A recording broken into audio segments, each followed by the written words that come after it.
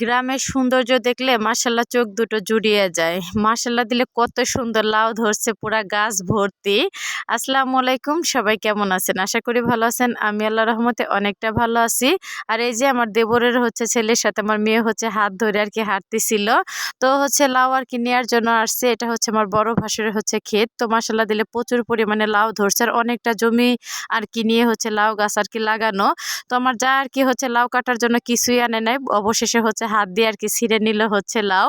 আর এতে এখানে আর কি বেগুন গাছ, মাশাল্লাহ দিলে প্রচুর পরিমাণে বেগুন ধরছে। তো হাটের দিনে আর কি অনেক বেগুন আর কি বিক্রি করা হয়েছে। তো তেমন আর কি বড় বড় হয় নাই। তো আমার যা আর কি বলতেছিল ছোট যা মাত্র দুইটা নেন, তো বাড়িতে আছে, তো এই দুইটা দিয়ে আর কি হয়ে যাবে, যাই হোক। আর এই তো বেগুন ছিঁড়ার পরে তো অফ ক্যামেরা অনেকগুলো আর কি বাইতে শাক তোলা আর কি হয়েছে। তো আমরা শাক আর কি তোলার জন্য আসছি। আর আমার শ্বশুরবাড়ির চারপাশ দিয়ে প্রচুর পরিমাণে শাক সবজি আর কি পাওয়া যায় ভরপুর। তো পেঁয়াজ ক্ষেতের ভিতরে অনেক পরিমাণে আর কি শাক, তো পাঁচ মিশালি যে শাকগুলি আর কি পাওয়া যায়।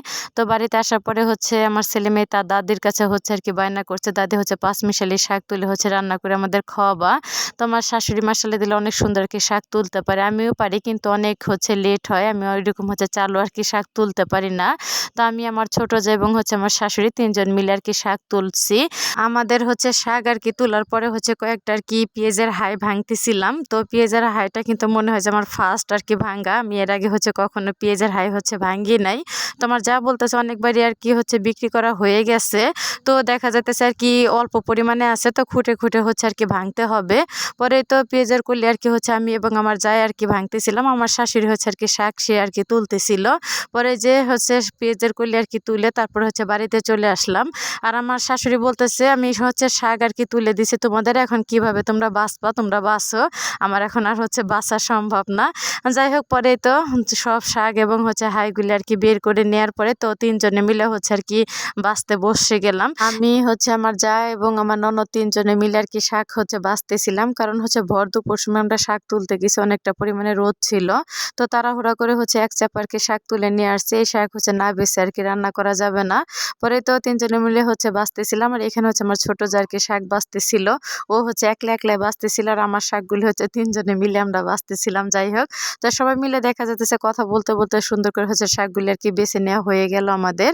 আর এখানে আমার যা আর কি আমার শাকগুলি রান্না করে দিতেছিল। তো আমি আর কি শাকটা চুলায় বসাইছি, তারপর ভিডিও ছাড়ার আর কি সময় হয়ে গেছিল, তো ওর উপরে দিয়ে তারপরে আমি আর কি ভিডিও ছাড়তেছিলাম। আর এসে দেখলাম শাকটা আর কি সুন্দরভাবে ঘুটে নিছে। তো তেলটা গরম হয়ে গেলে কিন্তু এখানে শুকনো মরিচ এবং কালো জিরাটা ফোড়ন দিয়ে তো শাকগুলি আর কি দিয়ে দিল। আর যাই হোক, মাটির চুলা রান্না, তারপর তরতাজা শাক, তো শাকটা কিন্তু খেতে অনেক মজা হয়েছে। তো আমার ছোট যা আর কি বলতেছে যে শাকের সাথে কিন্তু রুটি চাপড়ি খেতে অনেক মজা লাগে। তো কিছুটা চাপড়ি বানায়, তো এই তো গরম গরম চাপড়ি বানাইছে, তার সাথে গরম গরম শাক। তো সবাই মিলেমিশে আর কি খাইতেছিলাম। তো আজকের ভিডিওটা সবার কাছে কেমন লাগলো অবশ্যই কিন্তু কমেন্ট করে সবাই জানাবেন। তো সবাই ভালো থাকেন, সুস্থ থাকেন, আমার জন্য একটু বেশি বেশি দোয়া করেন। আল্লাহ হাফেজ।